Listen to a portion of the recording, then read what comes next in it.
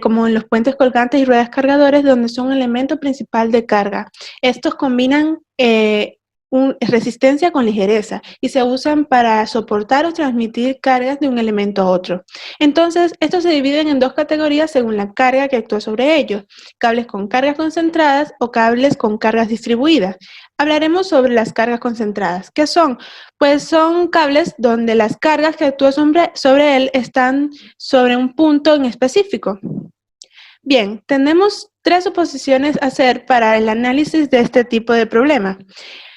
La primera suposición es que el peso del cable puede ser despreciable, y esto es porque en la mayoría de los casos la carga que actúa sobre los cables suele ser mucho mayor al peso del cable y por lo tanto se puede despreciar. La segunda consideración o suposición que debemos hacer es que es perfectamente flexible, por lo tanto la fuerza interna, que va a ser una tensión a lo largo de todo el cable, va a ser siempre tangente al punto donde la localicemos. Y una tercera suposición es que es perfectamente inextensible, es decir, no se alargan ni se recogen, es decir, su longitud es constante. Otras cosas que debemos tener en cuenta es que, por ejemplo, en cables donde hay cargas consecutivas se consideran elementos de dos fuerzas. Por lo tanto, va a existir una fuerza interna, que va a ser una tensión dirigida a lo largo del cable, y esta va a ser la misma en dicho tramo.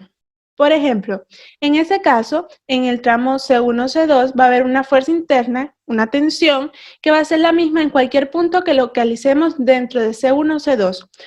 No podemos decir, sin embargo, que en el tramo C2-C3 va a ser la misma tensión, ya que las cargas que hay a ambos lados de este punto son distintas. Eso es otra consideración que debemos tener en cuenta. La tensión, la fuerza interna en el cable es la misma siempre y cuando estén en el mismo intervalo, por así decir, o entre las mismas dos cargas. Y bueno, la última nota es que, como ya sabemos, es un sistema en equilibrio, por lo tanto podemos utilizar las ecuaciones de equilibrio de fuerza y momentos. ¿Qué problemática nos puede traer este tipo de ejercicios? Pues podemos encontrarnos con sistemas donde hay mayor número de incógnitas que de ecuaciones. Por ejemplo, en este caso, si hacemos un diagrama de cuerpo libre de todo el sistema, encontraremos 9 incógnitas. Estas serían las reacciones en cada punto de soporte, que sería AX, AY, BX, BY. Por ejemplo, tendríamos también como incógnita las distancias CY, CD y además las tensiones por cada segmento, que serían 3 tensiones. Si las sumamos serían 9 incógnitas. ¿Y con cuántas ecuaciones contamos para resolver este problema? Pues solo contaríamos con 8. ¿Cómo hallaríamos esta ecuación que necesitaríamos? Pues para resolverlo se aconseja truncar o cortar el diagrama en cuerpos libres del sistema completo.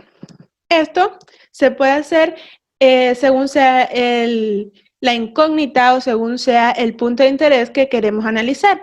Esto lo podemos hacer en cualquier parte de nuestro diagrama en cuerpo libre del sistema total.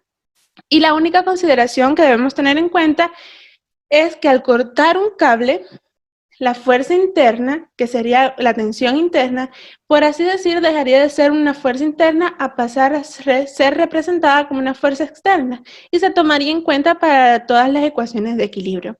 Tomando en cuenta esto, pasemos a la parte práctica.